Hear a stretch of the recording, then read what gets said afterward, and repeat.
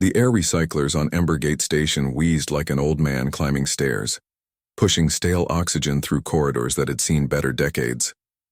Tavian Cross stood at the edge of the trading platform, his worn jacket doing little to keep out the chill that seemed to seep from the station's metal bones. He had come here for engine parts, nothing more. His freight hauler needed repairs, and Embergate was the only station within 3 jumps that might have what he needed. But now he stood frozen, watching something that made his stomach turn. The platform floated in the center of the market district, held aloft by repulsor fields that hummed with barely contained energy. Merchants and traders circled it like scavengers around a dying animal. At the center stood a woman unlike any Tavian had seen in his 15 years hauling cargo across the frontier systems. Her scales shimmered like copper in firelight, covering her arms and running up her neck in intricate patterns that seemed to tell stories in a language Tavian couldn't read. Her eyes were the color of molten gold, and they held a fire that no cage could contain. Wings folded tight against her back, pressed against the energy bars of her containment cell. She was dragonfolk, one of the ancient species that had sailed the stars long before humans ever left their cradle world.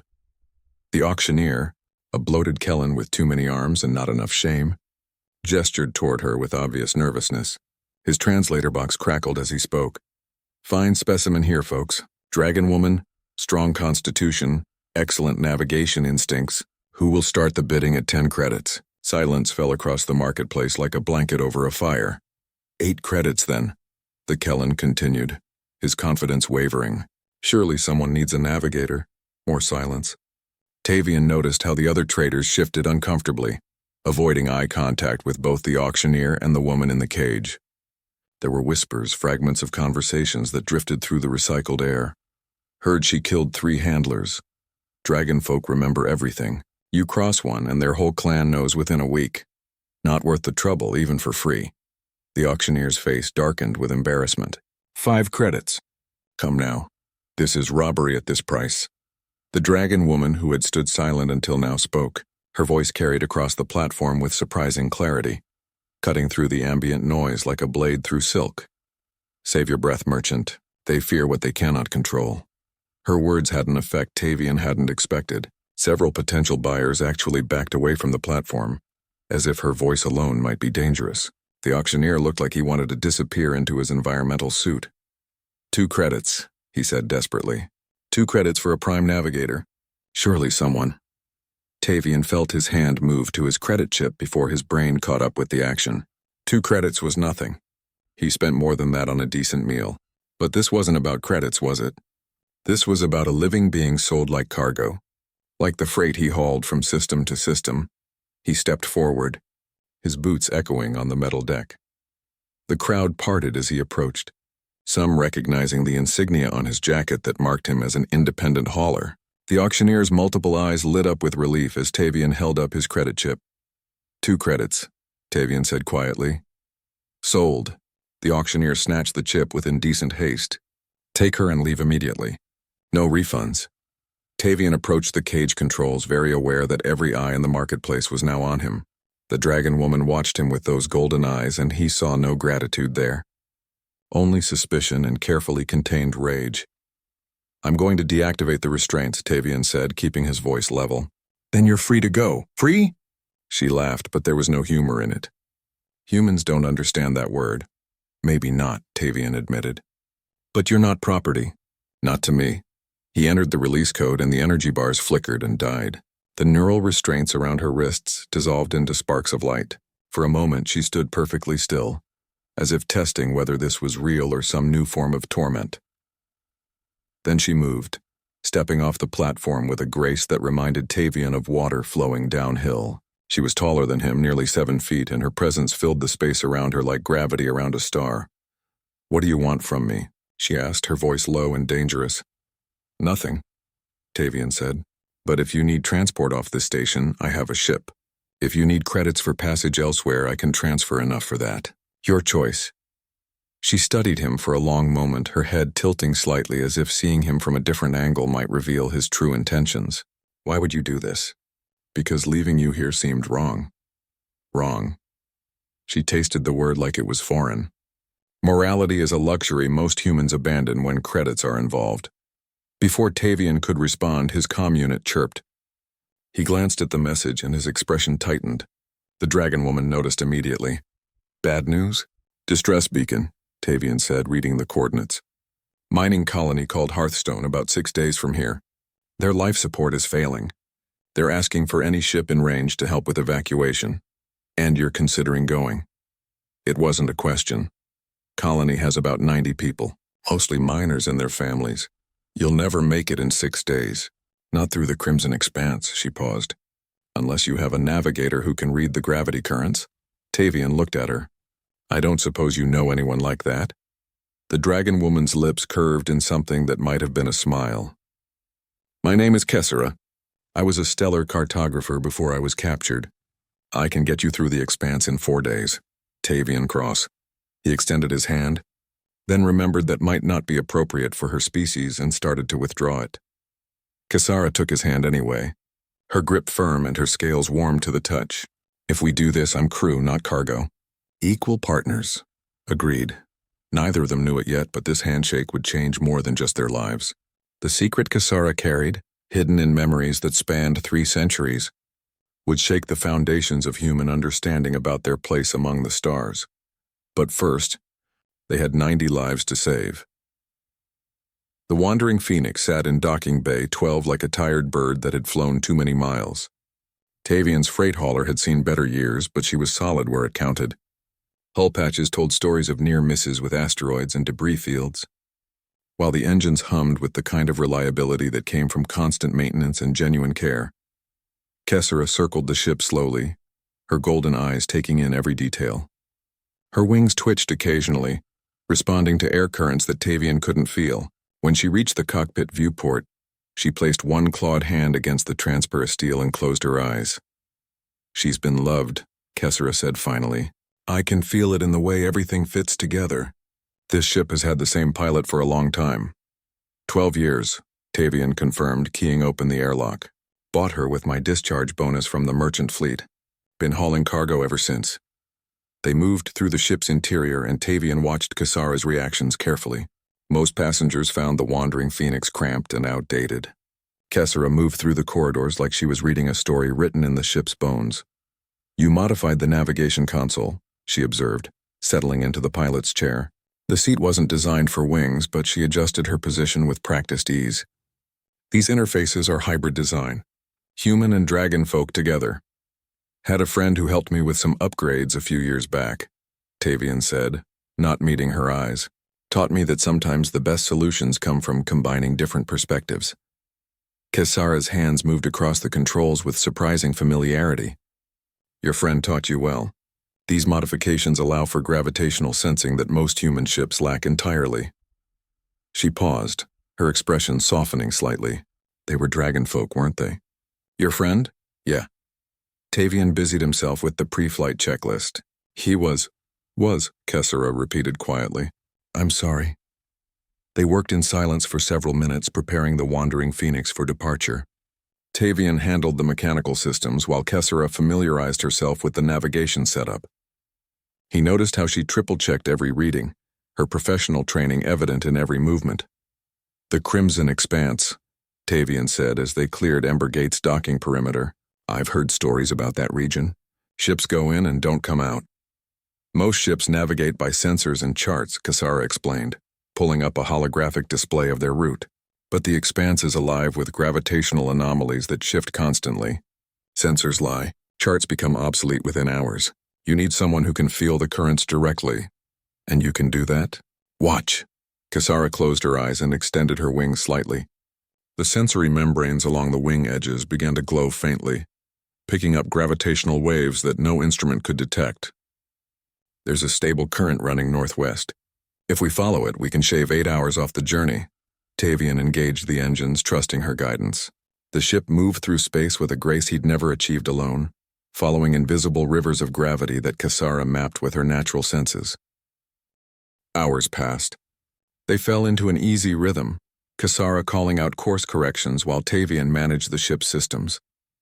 Somewhere during the 3rd hour, Tavian brought food from the storage locker. Kessera accepted the ration pack with a nod of thanks, though she only picked at the contents. Not to your taste? Tavian asked. It's fine. I'm just not accustomed to eating with others anymore. She set the pack aside. The last 16 days have been solitary. Do you want to talk about what happened? How you ended up in that cage? Kisara was quiet for so long that Tavian thought she wouldn't answer. Then she spoke, her voice carefully controlled. I was charting new trade routes through the outer territories. Solo work, which I preferred. My ship developed a malfunction near an uncharted asteroid field. When I sent out a distress call, pirates answered instead of legitimate salvage. They captured you. They tried. A hint of pride entered her voice. I took down 4 of them before they overwhelmed me with neural disruptors. After that, I was transferred between 3 different slave markets before ending up on Ember Gate. Each time, my price dropped because I refused to cooperate. The auctioneer mentioned you killed handlers. 3, Kisara confirmed without shame. They attempted to force compliance through pain and degradation. I showed them what happens when you corner a predator. Tavian glanced at her claws, imagining what she was capable of when pushed to her limits. I don't blame you. Most humans would. Most would say I was violent, uncontrollable, deserving of restraints. Then most humans are idiots. Tavian adjusted their heading slightly. Nobody deserves what happened to you. Kisara turned to look at him fully, her golden eyes searching his face. Why are you really doing this, Tavian?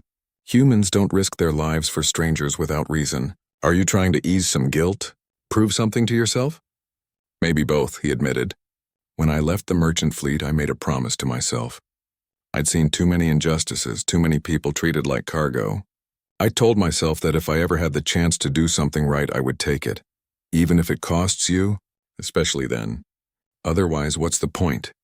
The wandering phoenix shuddered as they entered the outer edges of the crimson expanse. Warning lights flickered across the console as gravitational forces began pulling at the hull. Kisara's wings spread wider, her sensory organs working overtime to map the chaotic space around them. Here we go, she murmured. Follow my guidance exactly. No hesitation. What followed was the most terrifying hour of Tavian's life. Kisara called out course corrections in rapid succession, threading the ship through gravitational whirlpools that could have torn them apart. Asteroids the size of moons drifted past, some spinning so fast their surfaces blurred. Spatial anomalies opened and closed like hungry mouths. Through it all, Kisara remained calm, her voice steady as she guided them through the chaos. Tavian realized he was witnessing something few humans ever saw, a dragon folk using abilities honed over centuries of evolution. She wasn't reading instruments or following charts. She was feeling her way through the void like a bird riding air currents. When they finally emerged from the worst of the expanse, both of them were drenched in sweat. Tavian's hands ached from gripping the controls too tightly. Kisara's wings trembled with exhaustion. That was incredible, Tavian said, his voice hoarse. That was routine, Kisara replied, but he could hear the satisfaction in her tone. For my people, this is what we were born to do. Humans build ships to conquer space. We became part of it instead. I'm starting to understand why your people were exploring the stars while humans were still figuring out fire. Kisara smiled, a genuine expression that transformed her face. We have a saying among dragonfolk. The stars belong to no one, but they welcome those who listen to their songs. Do you hear them? The songs? Always. Even in that cage on Ember Gate, I could hear them calling. She looked out at the stars streaming past. That's what kept me sane, knowing that no matter what happened to my body, my spirit could still touch the infinite. They traveled in companionable silence for a while, the immediate danger behind them. Tavian found himself relaxing in Kisara's presence, something he hadn't expected when he'd bought her freedom just hours ago. Hearthstone Colony should be coming into range soon, Tavian said, checking their position. If your calculations are right, we've gained significant time. My calculations are always right, Kisara said with mock arrogance. Then her expression grew serious. Tavian, there's something you should know. About why I was really captured. What do you mean? I wasn't just charting trade routes. I was searching for something. Ancient navigation markers left by my ancestors thousands of years ago. Markers that lead to places humans aren't supposed to know about. What kind of places? Before Kisara could answer, the proximity alarm screamed to life. Dead ahead, tumbling slowly in the void, was the Hearthstone mining platform. But something was wrong. The station's lights flickered erratically and debris floated around it like a cloud of metal confetti. Life signs? Tavian demanded, bringing the ship to full alert. Kessera's claws flew across the sensors, detecting 93 biosignatures. They're alive, but the readings are weak. Life support is failing faster than their distress call indicated. Can we dock? The main docking port is damaged, but there's an emergency airlock on the lower level. It'll be tight, but I can get us in. Tavian engaged the maneuvering thrusters while Kessera guided them toward the crippled station. As they drew closer, the extent of the damage became clear. Something had torn through Hearthstone's outer hull, leaving gaping wounds that vented atmosphere into space. What could do this? Tavian wondered aloud. Kessera's expression was grim. That's not structural failure or accident damage. Those are weapons marks. Someone attacked this colony. The implications hung in the air between them like a blade waiting to fall. This wasn't a rescue mission anymore. It was something far more dangerous. And somewhere in the back of Tavian's mind, a question formed. Had Kessera's mysterious search led danger straight to these innocent people? The emergency airlock hissed open, revealing corridors bathed in emergency lighting that painted everything in shades of red and shadow. Tavian stepped through first, his breath misting in the cold air. Behind him, Kessera moved with predatory grace. Her wings folded tight against her back to navigate the narrow passages. Life support is down to 30%, Kessera reported, reading from a portable scanner. They have maybe 18 hours before the remaining systems fail completely. Then we work fast. Tavian activated his comm unit. This is Tavian Cross of the Wandering Phoenix. We're here to evacuate. Anyone receiving, please respond. Static crackled for several seconds before a weak voice came through. Thank the stars. This is Director Yenna Marsh. We're gathered in the main habitat dome, Section 7. How many can you take? Tavian and Kessera exchanged glances. The Wandering Phoenix could hold maybe 30 people comfortably, 40 in an emergency.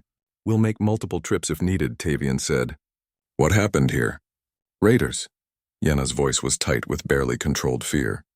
They came out of nowhere 3 days ago. Demanded we hand over our geological survey data. When we refused, they opened fire on our communications array and life support systems, left us to die slowly. Why would raiders want geological surveys? Tavian asked as they moved through the damaged corridors. Kessera's expression was troubled. Because someone told them those surveys might lead to something valuable. Something worth killing for. They found the survivors huddled in the habitat dome, a transparent structure that offered a breathtaking view of the stars beyond. Families clustered together, children clutching their parents while miners and technicians worked frantically to keep the remaining systems operational. Director Marsh was a compact woman with iron-gray hair and eyes that had seen too much hardship. She approached Tavian with the weariness of someone who'd been holding disaster at bay through sheer force of will. Thank you for coming, she said simply. Most ships won't risk the Crimson Expanse, especially not for a failing mining colony.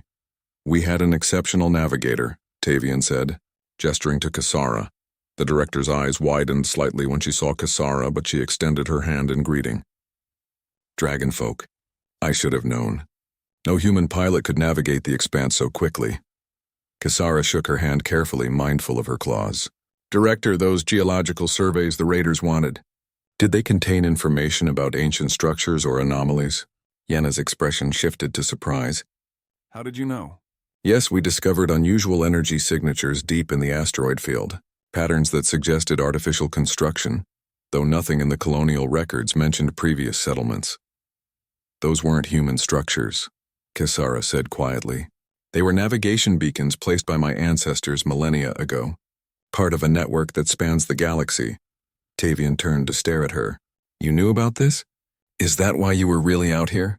I was searching for them, yes, but I never intended to endanger anyone.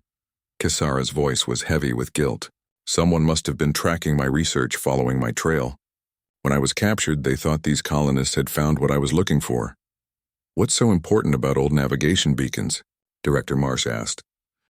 Kessera was quiet for a long moment, her golden eyes distant. When she spoke, her words carried the weight of ancient secrets. Because they don't just show where things are. They show where things came from, including humanity. The silence that followed was profound. Tavian felt his worldview shifting. Foundations he'd never questioned suddenly uncertain. What are you saying? I'm saying that human origin stories are incomplete, Kasara said. Your species didn't evolve on one world and then spread to the stars. You were already scattered across multiple systems before you even developed spaceflight. My people's records show this. The beacons were placed to mark the locations of all the seeded worlds. Seeded, Tavian repeated, his mind reeling. You mean someone deliberately placed humans across the galaxy? Not just humans. Dozens of species, including mine. We were all part of something larger. An experiment or a preservation effort by beings we can barely comprehend. Kasara's wings rustled with agitation. My people have kept this knowledge hidden for thousands of years. We believed most species weren't ready for the truth, that it would cause chaos, religious upheaval, societal collapse. Director Marsh sank into a nearby chair, her face pale. And you've been searching for proof of this? For evidence, yes. The beacons contain data cores that hold the complete history, names of the seeders, their purposes, even maps showing how all the scattered civilizations were meant to eventually reconnect. Kasara looked at Tavian with something like apology in her eyes. I never meant for this knowledge to cost lives. But others clearly think differently. Others who want to control this information or destroy it. Before anyone could respond, alarms blared through the station. Kasara's scanner lit up with urgent warnings. 3 ships just dropped out of jump space, she said, her voice tense.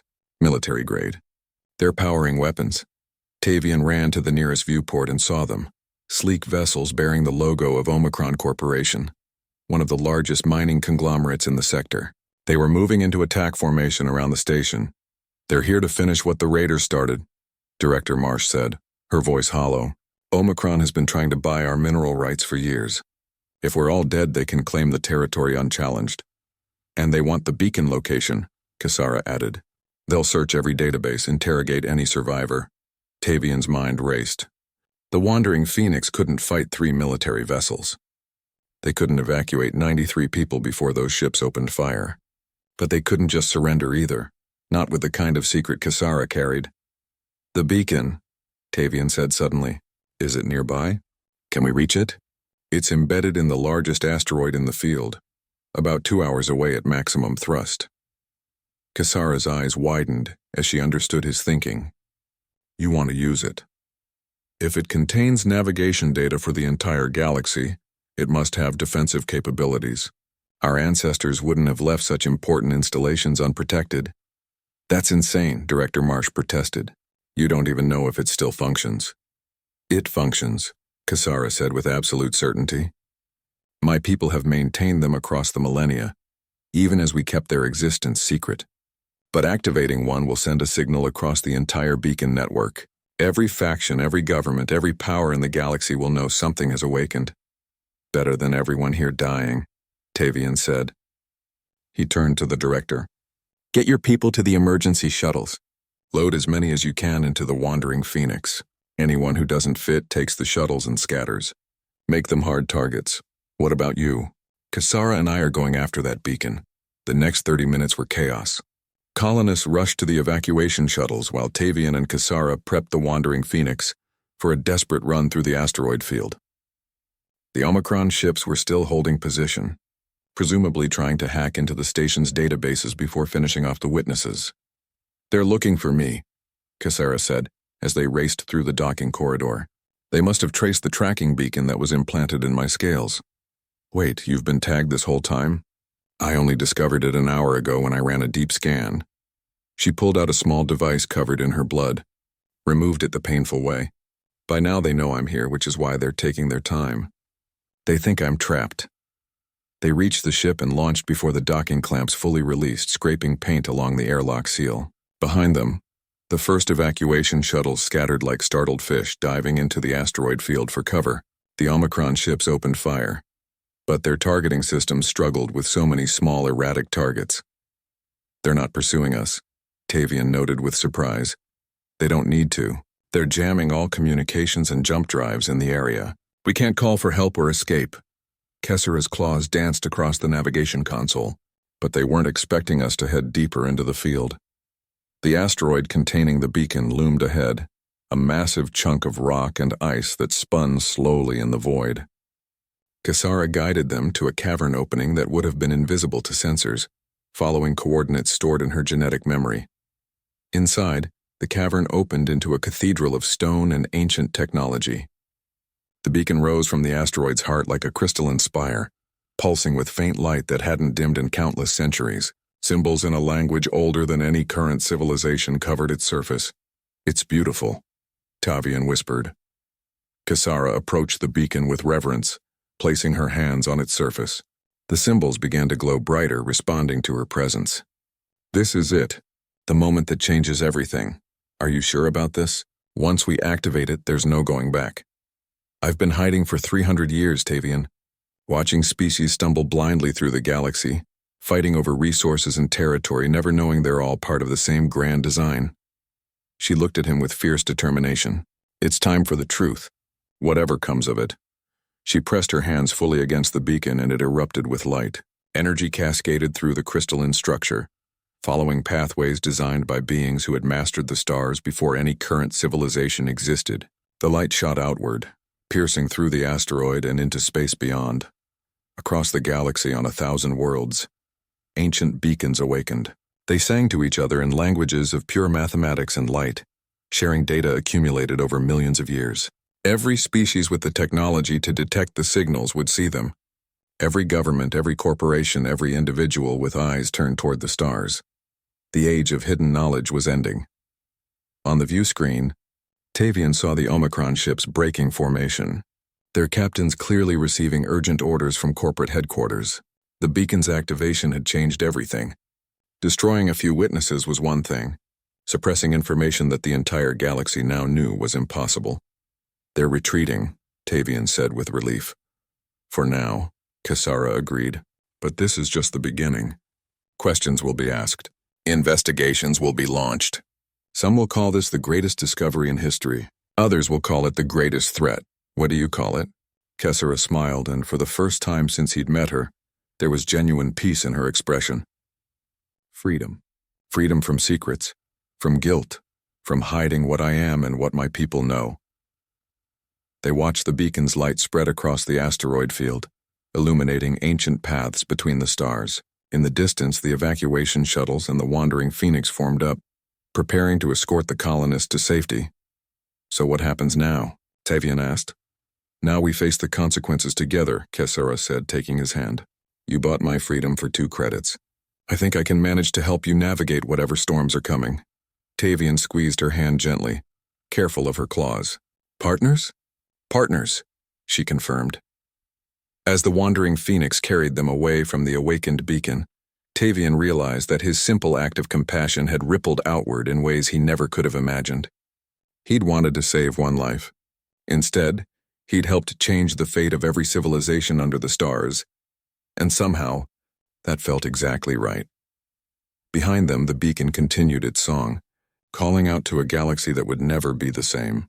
The truth was finally free, carried on light that traveled faster than any ship, unstoppable as the turning of the cosmos itself. The age of secrets had ended. The age of revelation had begun, and somewhere among the stars, ancient watchers took notice, remembering the children they had scattered so long ago, wondering if perhaps finally the time had come for reunion.